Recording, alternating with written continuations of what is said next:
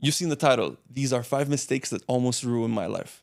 Let's jump right into it with number 5, not setting boundaries. Now, this could be taken in any context. It could be personal, professional, religious, in terms of respect, in terms of a lifestyle. If you don't set the right boundaries, then at least from my perspective, you lose sense of who you are. And in my case, if I'm not in the right space, if my personal boundaries and my own perspectives are not respected, then you can't get the best out of me. There was a story that I think greatly reflects what this looks like. A couple of months ago, a colleague slash friend and I were trying to collaborate with this organization. This organization was trying to host a really important financial event. And when I say important, they sent us the guest list. The net worth of the companies, of the people on the guest list was in the trillions. No exaggeration here. I still have that Excel sheet and I did the numbers and I did the math. So we were quite excited. This is an opportunity that doesn't come by every day. And we were really going there to add value to the event as a collaboration. When we showed up, out of respect to the magnitude of the event and out of respect to someone who we don't know, we actually dressed up, we suited up. And when we showed up, everyone else was suited up as expected, except for one gentleman who was running the show. So the first sign of maybe a mismatch in boundaries or disrespect in boundaries was when everyone in the room stood up when we entered and we went around and shook everyone's hand, except for this same guy who was running the show. He remained seated, seemed casual and almost shaking our hands without even looking at us. And we said, okay, you know what? Maybe we entered at a time when he was already talking. No judgment here. So that day goes by and wasn't exactly the best impression, but we said, you know what? Seems like a decent guy. We'll try and proceed. We created a working group on WhatsApp where we would each share updates as we build towards this event. And what we realized was this guy was starting to use the tone of, you work for me and you need me. And it's almost like all thanks to him we're part of this project. And at first, my friend and I were like, yeah, maybe he's just used to this tone. It's just not really working for us, but it's okay. We'll let it pass. It's a big event. We make it to a certain day where I'm now calling him and I'm saying, listen, man, like you need to start being accountable because if you're not doing your part, then we won't get to our part. It has to work consecutively. So I tried to call him. I pick up the phone, I dial his number, and he asked his personal assistant to pick up the phone instead. So I said, hey, how's it going? And I heard his assistant's voice and I said, where's the other guy? And I could hear the other guy talking and laughing in the background. And he said, oh, the other guy's busy. I said, no, he's not. He's clearly next to you and he's having the time of his life and I'm trying to call him. If I wanted to call you, I would have called you. And the personal assistant felt like, yeah, I'm in an awkward position. So I could hear him trying to pass the phone to the guy I wanted to speak to. And the guy says to his assistant while the phone, I'm still on the call. He says, if he wants to talk to me, let him come over here and speak to me. So it's a 20-minute drive one way. I could hear this. And the assistant says, yeah, he said if you want to talk to him, you got to drive all the way and talk to him. And I said, I'm definitely not doing that. I called him, so the least he could do is just answer. And so the personal assistant now is torn again, right? Because it's a valid point. So he's trying to pass the phone back to the guy. And the guy says, tell him to come, otherwise hang up. And now the personal assistant has the phone on his ear and he's speechless because he's just not sure how he's going to say that sentence to me. And I said, listen, man, this is just common courtesy. If he doesn't want to talk, then it's very difficult to have any sort of partnership between us. Hang up. As soon as I hung up, I was like, okay, this is no longer about work. This is about just decency. And on numerous occasions, this guy just showed blatant disrespect. And at this point, I could care less about the event and who's coming because I know for a fact, if this were to proceed, he's not changing his demeanor. So I texted him on WhatsApp and I said, hey man, event aside, all planning aside, I just didn't appreciate the tone with which you spoke to me over the phone. And I didn't, respect or appreciate, these instances. And I was very clear about which ones. It was a very clear message. I think that it was written very carefully. It wasn't intended to be harsh, but was very straightforward. The guy read the messages. 2 seconds later, another one of his personal assistants just proceeds to kick me and my friend out of the working group. And I said, you know what? It feels great. Because I know for a fact that if we had continued in this environment where the boundaries that I care about and I was vocal about in multiple occasions was not respected, this wouldn't have been a great collaboration, regardless of who's invited, regardless of the amount of money or the location or who was coming. So to me, that was a really refreshing moment. And to be very honest, it wasn't always like this. There were several instances, and I think you'll see that the mistakes overlap in certain instances, but there were instances where my setting of the boundaries either didn't come at the right time or wasn't firm enough, where I would walk back or walk out and say, this is not for me. Mistake number 4 is trying to control the uncontrollable. I'm a guy who just does not enjoy seeing people around me feeling frustrated or feeling down. And I want to do my best to make sure everyone's as happy as possible. Unfortunately, as we all know, this is not realistic. It's enough of a challenge already to make sure that you're happy and fulfilled and satisfied with how your life is going around. This was a mistake that I think carried on with me for years.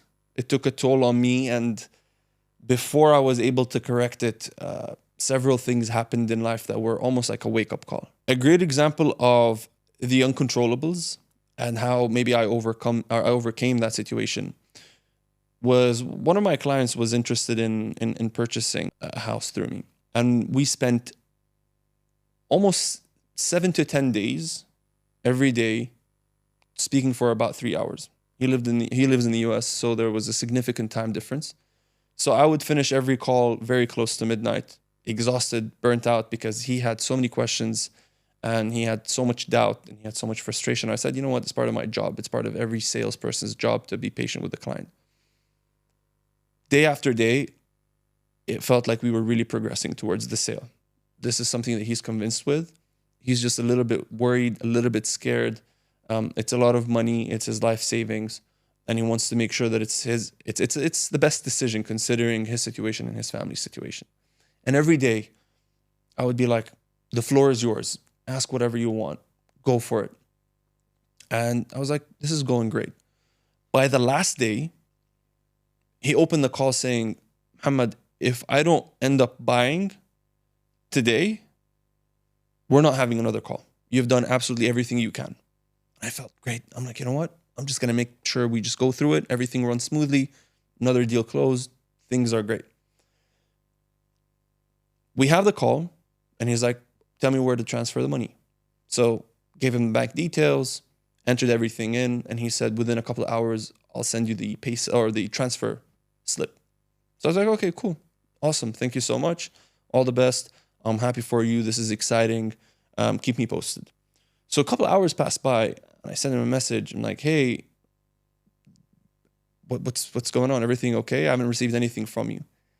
And after a lengthy phone call, he proceeds to send me several voice messages that are around 8 minutes long in total, which is like a YouTube video. Long story short, he says, Muhammad, I prayed and made dua and I added the beneficiary. My finger was about to hit send on the amount of money and I froze. For the first time ever, I couldn't move my finger and press send. And he said, this is by no fault of yours, but I'm not going to proceed. So I remember listening to that message feeling absolutely frustrated. It's like, what else could I have done? I was more than patient. And he kept telling me like, man, you must be bothered. And I was like, no, I'm not. And truly in the process, I wasn't, but I was just like, man, all that time that was lost, all the analysis and research and preparation that I've done for this guy, and now for nothing?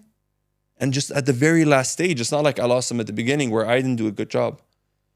And it just bothered me and ate at me for days. And then I said, but that's the whole point. I did everything possible. But his feeling was something I could never control, right? How he felt after he prayed is not something I could have controlled. And I, maybe a couple of days later, I came to the true conclusion that if that's how I was going to approach every sale and every interaction with every person in my life, I'd probably be a very miserable individual, because it's just a very heavy weight to carry on my shoulders. And especially in a sales related capacity or sales related job where people are under the impression that money comes from other people and other transactions, not that money comes from God. People could get carried away with how many transactions I've done, or, oh, this transaction could change my life. And the reality is, it's not people, it's God. Once I came to that realization, it really helped kind of move me away from this feeling of I want to control absolutely everything around me to make sure the outcome is what I had planned for. And obviously, this was also applied to other parts of life, not just work. So I think the story is a great reminder for all of us to, obviously we need to do our best. Sometimes it does require hours, days, months of working with someone to close a deal or close a sale. But even if it doesn't go through, sometimes it's not the lack of effort. Sometimes it's just the fact that it's just not meant to be. The next mistake was deprioritizing health. And this was something that I rarely fall into, but when I do, it's usually when I'm going through some of the worst moments of my life. And I remember there was a period of time not so long ago, I was surrounded by a person and an environment that was just not good for my health in any way, shape, or form. And it was, let's say, individuals where the idea of you taking care of yourself just didn't sit right with them, because they would see it as being selfish or not being attentive or not investing in that specific relationship.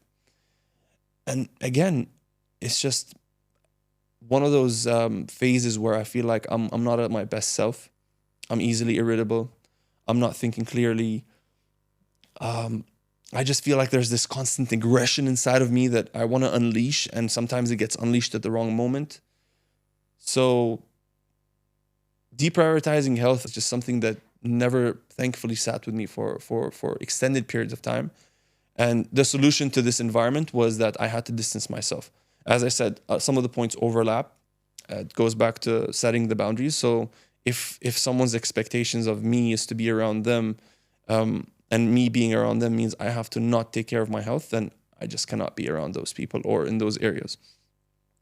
A great example of an eye-opening scenario when it came to health was my first year of university. I applied as an aerospace engineer to one of the most selective programs in the US. And when I made it, I was under the impression that this was going to be very, very challenging 4 years of my life academically, very demanding, and sacrifices are going to be made. Some things happen, and I realized, it's not the major I want to do. After looking at the subjects, it's not the difficulty that deterred me, it's just the nature of the subject. So transferred to arguably a more difficult major, which is computer engineering.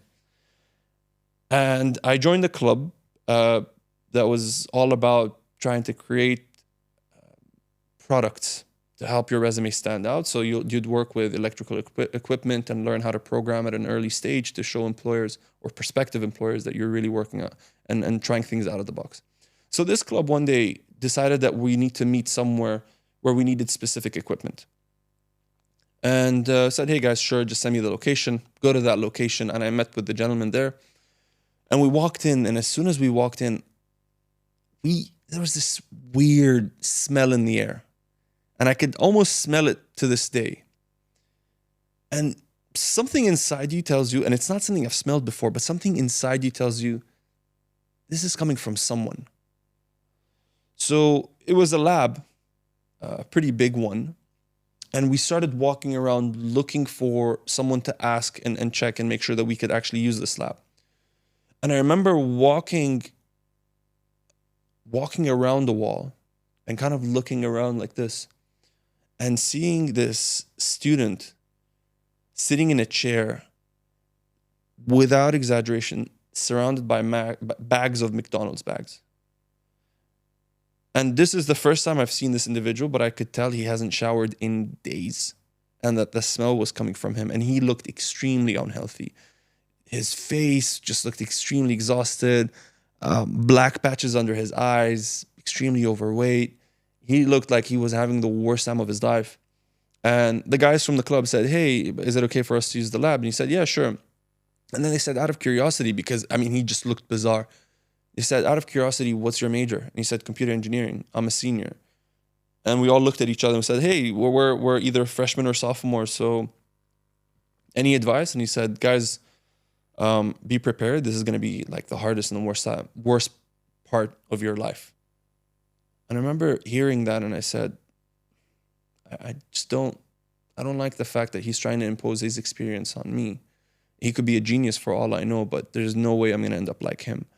And for my entire undergraduate journey, his picture was so engraved into my head that I managed to go through that program, not only being in the best shape of my life. Until today, I'm just trying to actually be as fit and as healthy as I was back then, but also, alhamdulillah, thanks to God, not to my effort, but it's just the grace of Allah, managed to go through the degree quite quickly as well. And at every challenging point where I had to sacrifice something, I was like, no, it's not going to be health. A lot of the times it was just spending time with friends, it was going out, it was doing whatever, but it wasn't going to be health. And to this day, that is one of my North Stars. If health is to be compromised or jeopardized, count me out. At number 2, it is setting expectations. And here I'll start with an example just to show you how this is different from what we've already spoken about. In our industry, in the real estate industry, people are looking for any way just to save money. Houses are expensive. People are putting their life savings on the line. So any discounts that they can get, any savings that they can get, they welcome with open arms. The problem is houses are not pencils, right? You don't get discounts just for the fun of it. You're buying a house, so there's rarely any leeway. Unfortunately, though, it's a very common industry trend where you have a lot of guys and girls who give part of their earnings back to buyers, home buyers, as a form of discount. And this is a habit out of people not setting the right expectations right off the bat. Whereas me, on the other hand, I've never had that situation. Actually, funny enough, investors and clients, when they get on the call, they usually try to start the call in a way where they want to show authority. And to me, as long as, again, there's no disrespect, I don't mind it, because at the end of the day, there are ways to control the narrative to show them that they need you, not that you need them. It's not an ego game. It's just, realistically speaking, if you could have done this on your own, you would have already done it. And every time a client would say, hey, I'm investing X amount of money with you, and I'm buying X amount of properties with you, what discount are you going to give me? I would say none. And at first they'd say, what? Oh, but I can get a discount here and do that there. I was like, you know what? If you can, then why are we talking? Why don't you just go and proceed with that option? Oh, it's because that person is this and this company is that. And I'm like, exactly. So why would I be giving you a discount on my services and the value that I'm providing you with? And that's usually the end of the conversation. So what I've realized is a lot of the guys and girls out there just don't set the expectations outright because they don't have that confidence to say, listen, discounts are just off the table. There's no such thing as discounts unless it's a very specific deal and it's officially mentioned, then there's no point asking for it. Another kind of funny personal example is a friend of mine was sharing with me an experience of when he got married and the kind of conversations he was having with then a stranger and today his wife. And he realized that his wife now, while they were getting to know each other, was constantly talking about her cousins and how she was close to them and how she really enjoyed spending time around them. The thing is, she had literally tens of cousins and they're all based in the US. And this friend of mine lives in Dubai.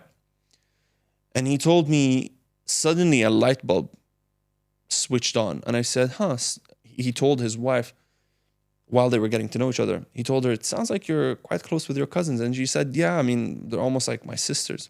And he said, great. I'm just telling you from now, you're not going to attend any of their weddings. He told me her face turned white. She said, but you don't get it. I mean, we're really close, and me not showing up to the wedding would dent our relationship. And he said, hey, if you want to attend their weddings, just don't get married. Because if we get married and move to Dubai and you're going to attend 50 to 80 weddings, we might as well just leave you here. And he said, from that moment on, there was suddenly an expectation that it's not everything is not going to be taken for granted just because her existing relationships were great and now they have to carry on to the marriage. He said, it's not like I want to distance you from your family, but I'm your family now. And we have to work around it in a way that is reasonable and sustainable. 50 weddings, all in the US, coming from Dubai, is in no way sustainable. So that's not going to happen. Finally, and this is my worst mistake and something I'm still actively working on, is being too agreeable. Now, it's not like it's an always on mode, but there were instances in the past, and I don't know if this is relatable, where I just don't want to say no because I don't want to ruin someone else's day. So, and this actually happened if we were at a restaurant and I ordered beef and the waiter mistakenly gets me a plate of chicken and everyone realizes like, hey, this is not your order. I'd say, guys, like, we don't want to ruin their day. Maybe they're having a difficult day. No one would make such an obvious mistake unless they're clearly going through something. And everyone's like, yeah, okay, sure, but like, that's just not what you ordered and you're paying for this. If it's like a freebie, no one's asking. But I would say, guys, my plate, my decision, keep it. Another example that would absolutely drive my friends and family crazy is when someone would not give me my change back. Supermarket, restaurant, any transaction where I'd give them paper money and I'm expecting change in return, I'd walk away before, clearly the transaction's over and they've handed me the receipt and the change would be a very insignificant amount. So I'd walk away and my brother or some friends would be like, yo, but that person owes you some money. I'd say, he just didn't offer to give it back and I don't want to seem like, it's not like, I'm not desperate. I don't want to give off that vibe. I'm not greedy. I'm not this, I'm not that. And they're like, what are you even talking about? It's just, you give money, they give you change. And it wasn't like I was extremely agreeable to where it's naive, but because I had that muscle in me of saying, no, this is not right, because it was lazy, there were instances where it was just a perfect overlap of not setting the right boundaries, not setting the right expectations, and being a bit too agreeable got me in a storm that was just a miserable storm to weather. And it was very difficult to leave that and say, okay, this is a massive wake-up call. So an example of what it looks like to actually be still a decent person, but not so agreeable, was this investor, again, going back to work. He's been for many weeks back and forth about what are some options where he could invest his money. This is too expensive. This is not good. This is a bad location. And he was just coming up with all sorts of excuses. And I'm like, I don't know. He probably wants me to pull off a miracle. And I would say, listen, man, if there was anything better, I would have already told you about it. So it's either you trust me with this or feel free to proceed with any other option that you feel is better for you. Prior, I would have said, hey, man, no, I'm sorry. Like, yeah, let me actually do some more searching for you. I don't want to leave you on on bad terms. So one day he comes up to me and he says, you know what? I've changed my mind and I want to go and invest my money in Portugal. I listened to that and I said, you know what, man? Go for it. Genuinely, if after everything that I've sent you, you feel like Portugal is a better option for you, I'm your number one supporter. Keep me posted and send me pictures of what you buy. 2 minutes later, he says, okay, you know what? Going back to your previous option, how do we proceed with this? So it wasn't like, no, please come back, or I'm trying to avoid any conflict. If that guy just feels like what I'm offering is not good enough, that's perfectly fine. I'm not trying to be overly agreeable, and I'm not trying to have everyone on my side. And surprisingly, just being my authentic self and truly sticking to my word of this is all I've got, take it or leave it, he eventually came back to me. And it was one of the I mean, it was one of the most insistent investment procedures I've ever been through. Like, he was the guy chasing me. What happened here? When are they going to get back to you with this document? Can we get approval on that? And I was like, what? Weren't you just about to invest in some Portuguese house a couple of days ago? Another example was a couple of years back in Jordan. We had rented a car. And obviously, when you rent a car, you don't want to have a single dent, a single scratch on it. I parked it at the entrance of our building, and it was around midnight when I was locking up the doors. I was getting ready to go to bed, and suddenly the doorbell rings more than once. I mean, usually, and especially in Jordan, we don't expect anyone at that time of day, but this time it was maybe a couple of days into our visit, our trip to Jordan. So we really, really weren't expecting anyone. I opened the door and there were two young gentlemen looking at me with very bright smiles. And they said, "How's it going? We're your neighbors just right next door. Hope all is well." And I'm like, this small talk is not making me feel good. And they said, "By any chance is the car parked downstairs just at the entrance of the building yours?" I said, "It's not mine, but I'm renting it. Yes, what's up?" "Yeah, the glass of the back seat is broken." I said, "Excuse me?" They said, "Yeah, it's broken, and we just thought we'd let you know." I'm like, "Who broke it?" They look at each other with very puzzled looks, and then they look back at me and they said, "Okay, so here's the deal, and we're trying to be honest because we're neighbors. Our cousin is on crutches, and he tripped up, and because he's on crutches, he couldn't find his center of gravity, so his elbow hit the window and it broke." I'm like, what kind of cousin do you have? Because like, if I punch the window with my, like maximum strength, I couldn't break the window. Okay, you know what? Here's the deal. Please don't tell anyone this, but we were fighting with another family, and it just got heated, and there was like people throwing stones at each other, so the window broke. And this is now midnight. The old agreeable me would say, "You know what? I'll figure it out. Let's just go to bed. I'm too tired for this." I said, "Let's go down." And this really calls for the police, right? They said, "Sure, it's your right." So I go down and it's a mess. So much glass everywhere. The car is not mine. I have important trips to make and people to meet, and I can't meet them with a broken window. Their older brother joins. And he's like, "Oh, what's going on? Who broke this? Who did that?" And I'm like, "Let your brothers tell you. Let your siblings tell you." Once they tell him the story, he's like, "Man, this is easy. Let me just pay you, and we'll call it a night." And I'm like, "Absolutely not. We're not settling this over a small amount of money." He's like, "What do you mean? Why do you want to escalate?" I said, "I don't want to escalate. I want to do this the right way. If you guys are truly bystanders, right? You have nothing to do with it, then you're perfectly fine if I call the cops, ask them to come, write me a report so I can take it back to the rental company so they don't charge me any money." And he made a big scene out of how they're going to overcharge me and they're going to go to an expensive garage. And I said, "Listen, man, I don't live here. I only have the car for a few days. I don't want any problems." He said, "Fine." So we go to the police station. There weren't any police cars that were going around at that time. The police station was close by. We go there and it's like 3, 4 a.m. And we sit there and now I'm very uncomfortable.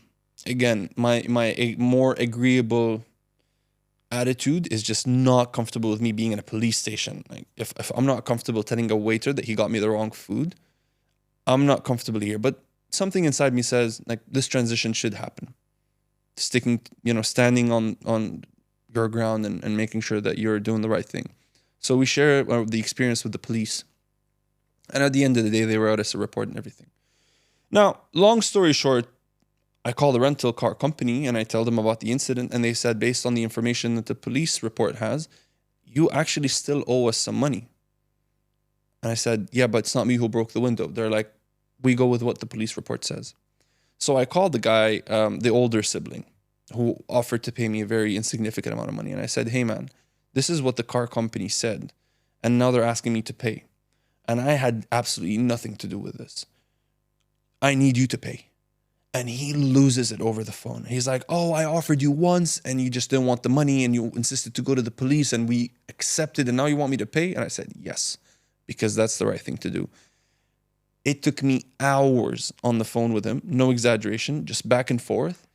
And at that instant, something inside me changed. It was the same feeling inside that I had in the police station, but now a little bit more developed, that said, you know what, man?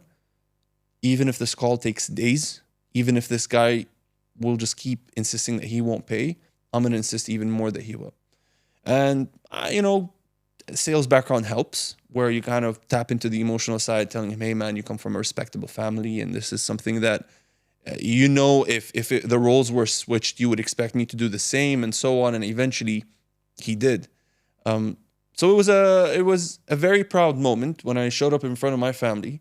The same guy who refused to take change back, that was truly his, walking back with a significant chunk of money that went towards the car rental repair. And on top of that, the car rental company was like, oh, this is cool. You resolved this quickly. So here's a replacement. And it all worked out perfectly.